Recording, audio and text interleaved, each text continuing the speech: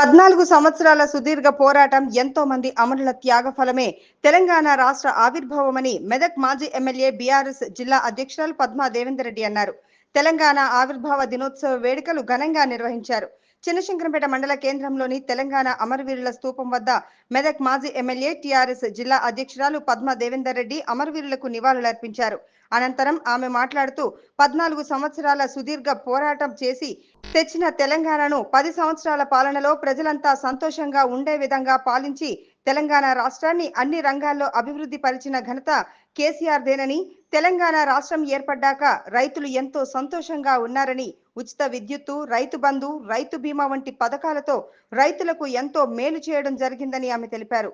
ప్రస్తుత ప్రభుత్వం ఏర్పాటయ్యి 2 సంవత్సరాలలోపే రైతులకు ఎన్నో ఇబ్బందులు ఎదుర్కోవడం జరుగుతుందని, కరెంటు కష్టాలు మొదలయ్యాయని, రైతులకు వెంటనే భరోసా కల్పించి భరోసా ఇవ్వాలని డిమాండ్ చేశారు. ప్రస్తుత ప్రభుత్వం తెలంగాణ రాష్ట్రాన్ని ఎలా పరిపాలించాలో కూడా అర్థం కావడం లేదని, తెలంగాణ రాష్ట్రాన్ని కేసీఆర్ 10 సంవత్సరాలు పాలిస్తే ప్రజలు ఎంతో సంతోషంగా ఉన్నారని, ప్రస్తుతం చాలా ఇబ్బందులు ఇక్కట్లు ఎదుర్కొంటున్నారని, ప్రజలను ఏ విధంగా సంతోషంగా ఉంచాలో కూడా ఈ ప్రభుత్వానికి తెలవడం లేదని ఆమె మండిపడ్డారు. ఈ కార్యక్రమంలో బీఆర్ఎస్ మండల అధ్యక్షుడు రాజు, మాజీ ఎంపీపీ ఉపాధ్యక్షుడు సత్యనారాయణ గౌడ్, మాజీ సర్పంచ్ శ్రీనివాస్ రెడ్డి, మాజీ ఎంపీటీసీ ఏమా వెంకటేశం, బీఆర్ఎస్ నాయకులు లక్ష్మారెడ్డి, గొండా స్వామి, సుధాకర్ నాయక్, స్వామిరాజ్, ప్రభాకర్, రవీందర్ రెడ్డి, బాగారెడ్డి, లాలు నాయక్ తదితరులు పాల్గొన్నారు.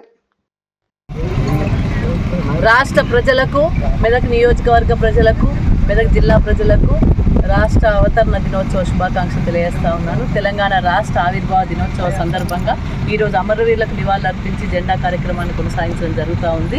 మరి 2001లో గులాబ్ జెండా చేతవట్టి 14 సంవత్సరాలు పోరాటం చేసి యావత్ తెలంగాణ సమాజాన్ని ఏకం చేసి ఢిల్లీ పెద్దల మెడలు వంచి మరి చావు నోట్లో తలకాయ పెట్టి గౌరవ కేసీఆర్ గారు తెలంగాణ రాష్ట్రాన్ని సాధించడం జరిగింది.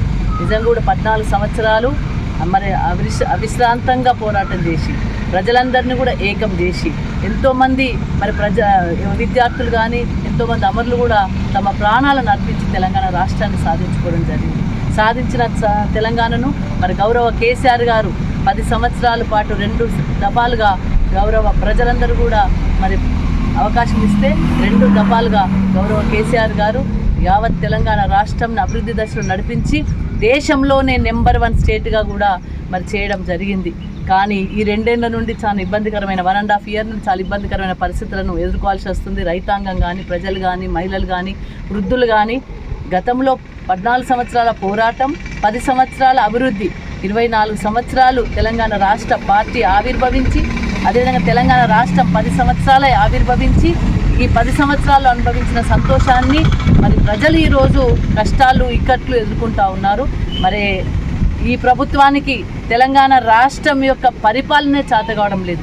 ప్రజలను కూడా ఏ విధంగా మరి వాళ్ళని సంతోషపెట్టాలి, ఏ విధంగా ప్రజలకు అభివృద్ధి కార్యక్రమాలు చవిచూపెట్టాలని కూడా తెలియని పరిస్థితి వచ్చింది. శృతి లేకుండా మంత్రులకు, అదేవిధంగా ముఖ్యమంత్రి గారికి శృతి లేకుండా పరిపాలన కొనసాగుతూ ఉంది. నేను ఈ ప్రభుత్వాన్ని డిమాండ్ చేస్తూ ఉన్నాను, తెలంగాణ రాష్ట్ర రైతాంగానికి రైతు భరోసా ఇవ్వండి, కనీసం భరోసా ఇవ్వండి. మరి మొన్న తడిసిన వడ్లను కూడా కొనలేని పరిస్థితి వచ్చింది. చాలా ఇబ్బందికరమైన పరిస్థితులు రైతాంగం ఎదుర్కొంటూ ఉన్నది.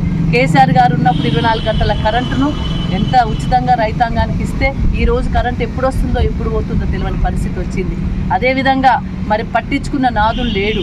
పరిపాలన వ్యవస్థ అస్తవ్యవస్థమైంది. గ్రామాల అభివృద్ధి కుంటుపడింది. గ్రామాల్లో చెత్త చెదారం పేరుకుపోయి అనేక మళ్ళీ సీజనల్ వ్యాధులు వచ్చే, రకరకాల వ్యాధులు వచ్చే వ్యవస్థ తోడైంది. మరి దీన్ని పట్టించుకున్న నాదులు లేదు, పరిపాలన చూసేటోళ్ళు లేరు.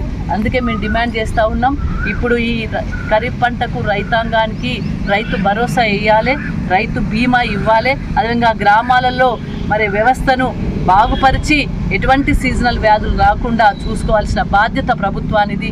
అధికారులు ప్రభుత్వం వెంటనే స్పందించాలని కూడా మేము డిమాండ్ చేస్తూ ఉన్నాం.